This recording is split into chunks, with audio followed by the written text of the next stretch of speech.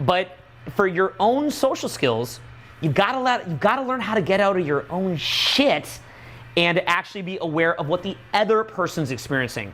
And many people simply have not taken the time to really, really, really, really consider what is this other person experiencing.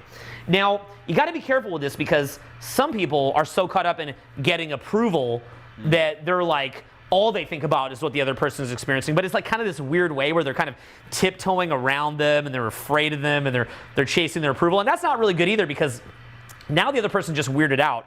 But we're speaking about it from a context of studying what that other person's subjective experience of life is and how you can bring value to that. Well, even in that context there, where it's like they're aware, but like to get approval, it's still about them. It's I'm aware of the other person so they can approve of me. So it reinforces, I feel good about me. So it's still like sucking, trying to get for them versus I'm trying to, get a feel for the other person so I can give. It's still like that taking vibe. But no, this is super key. So like shifting your focus outside of your head, because that's really like the four concerns. Like, when is it my turn to talk? Is it a test? When are they going to talk about me? It's you, to what's the context? Whether it's a person, whether it's a group, and this is super common, for example, during a seminar, when someone asks a question. You see it immediately. It's like, what's the context? You're here in a big crowd, someone's speaking, and you're asking a question. And I see it more and more throughout the years.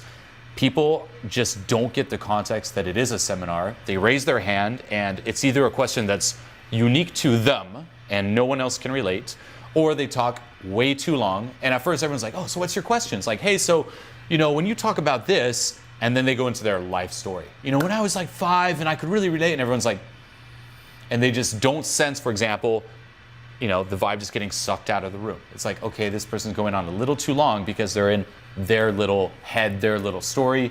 I see it too when I give an answer. If it doesn't really hit on, there's what you want, there's what you need. If it doesn't hit on what they want and I'm giving them what they need, they just block it off, waiting to ask the next question. Yeah, it's absolutely crazy. So shift your focus and always ask yourself, what is the context? What is the context and what is appropriate to the context?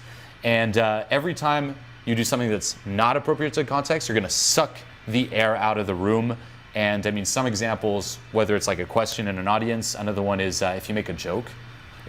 Say I make a joke right now and you laugh, on the other side of your screen, on your cell phone, you laugh. And then I just stop the video. I'm like, by the way, you do get why this is funny, right? It's because this equals this. Just adding that at the end, you're like, okay, you just killed it here.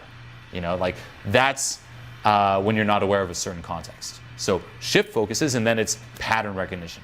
That's really it. It's trial and error. Put yourself out there, and instead of just blindly just going through the motions, only focusing on you, do something, say something, and then look at what happens.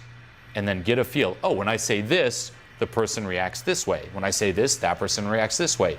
In this context, the person reacts this way. In this context, the person reacts this way. When I feel this, the person reacts this way. And like really make everything conscious. Get a feel for it.